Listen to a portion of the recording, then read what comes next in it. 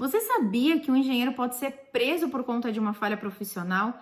Pois é, isso acontece e pode ser mais comum do que você imagina.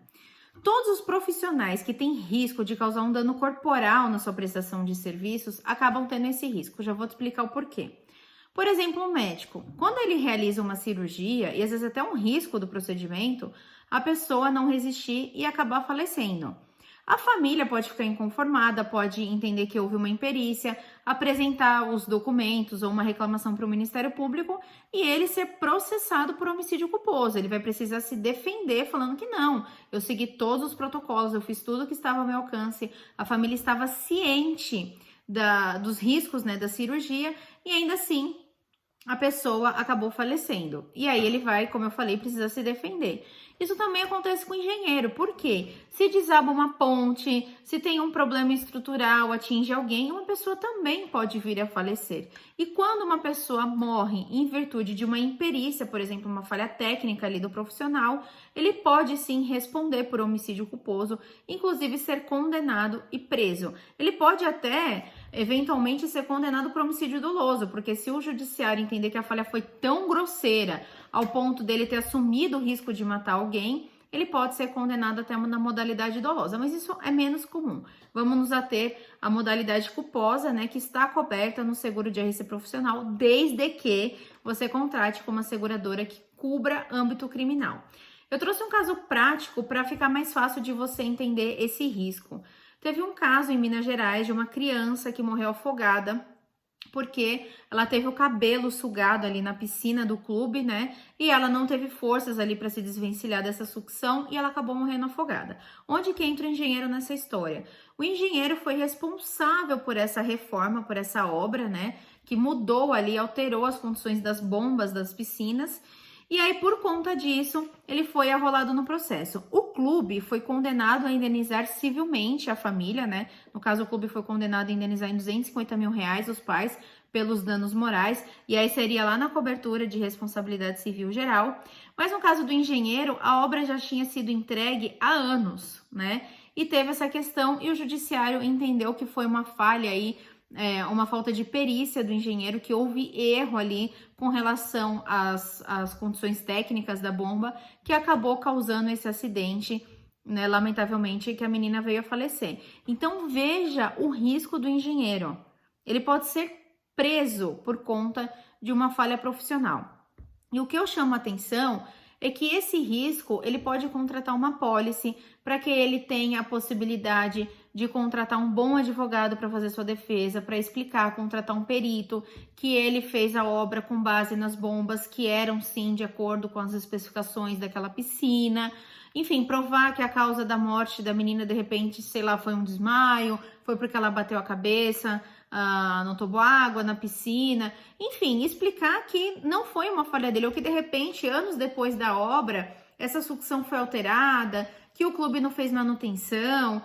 Enfim, não sei, né? Não sou engenheira para poder aqui argumentar, né, as teses, mas veja esse comentário meu até. Não sou engenheira, eu sou advogada de formação.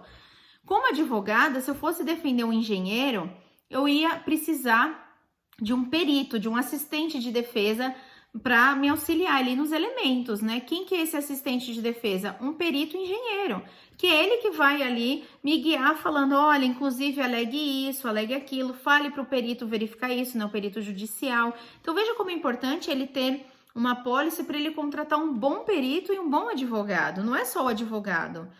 E aí tem também a parte civil. No caso da parte civil, eles ingressaram com ação diretamente com o clube, contra o clube, mas eles poderiam também ter ingressado contra o engenheiro. E esse caso, outra coisa que me chama a atenção é que foram anos depois da obra entregue que o engenheiro foi responsabilizado. Então vejam que o risco dele continua, né? Não é assim, entreguei a obra, tô tranquilo, deu tudo certo. Não, ele pode vir ser processado depois. Então olha como assim, não dá para pensar no engenheiro trabalhar sem ter uma apólice de RC profissional. Ele precisa ter uma apólice que ampare na esfera administrativa, se ele sofrer algum procedimento disciplinar junto ao CREA, Ele precisa ter uma apólice que ampare na esfera civil, isso é comum, todas amparam, então você não precisa nem conferir na apólice. E você precisa contratar também uma apólice para ele que ampare na esfera criminal, porque é o que eu falo, ninguém quer ter antecedentes criminais. E um momento de maior pânico, né? Não basta você estar sendo acusado disso, né? De uma coisa tão grave, né? Que causa um problema tanto profissional quanto até na esfera pessoal, né? Você vai se sentir mal com essa situação, você quer provar que não errou. Então, ele precisa também ter um bom suporte aí na esfera criminal. Então, eu recomendo que você verifique as condições gerais da seguradora. Lá no Vida Segura até fiz um sistema para facilitar isso, então você seleciona lá que você quer ter a garantia na esfera criminal, na esfera administrativa, quer ter cobertura para dano moral, não quer ter limitação nos custos de defesa, porque algumas seguradoras tabelam esses custos de defesa. Então, olha, eu vou te pagar no máximo R$8.000 para você contratar um advogado para te defender numa ação penal. Só que a média de um bom advogado aí criminalista é R$25.000, né? E isso assim, sem ser um caso muito complexo. Então, R$8.000 não será suficiente. Então, essa informação também coloco no sistema, quais são as seguradoras que têm esse tabelamento, quais são as seguradoras que ele vai ter a verba necessária para realizar uma boa defesa, que é muito importante na atividade de engenheiro. Então, oriente os engenheiros sobre a importância de contratar uma apólice, alerte que, no caso de ocorrer uma morte, principalmente, ele pode ser demandado, ele pode ser processado por homicídio culposo, eventualmente pode até ser condenado. Então, é muito importante que ele tenha um suporte, que ele tenha uma apólice que garanta que ele vai conseguir os melhores meios para realizar a sua defesa. E como eu acabei de explicar, não basta só contratar a apólice, você precisa também contratar a apólice adequada, contratar com as coberturas nas 3 esferas que ele pode ser processado. E uma curiosidade, se ele for demandado nas 3 esferas, uma ação simples, facilmente, só de custos de defesa, ele vai ter um prejuízo maior que R$80.000. Então, veja como é importante ele ter a apólice. Na apólice de pessoa física, tem muita seguradora que nem tem franquia.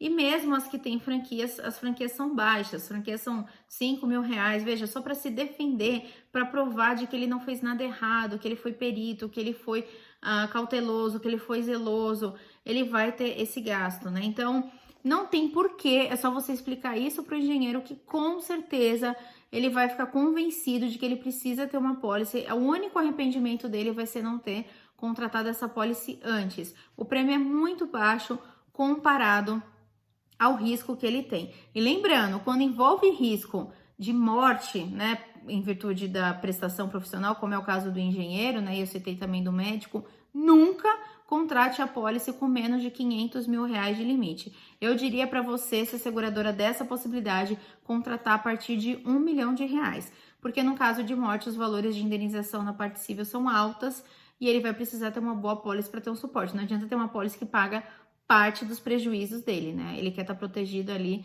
do valor da condenação, mais os custos de defesa.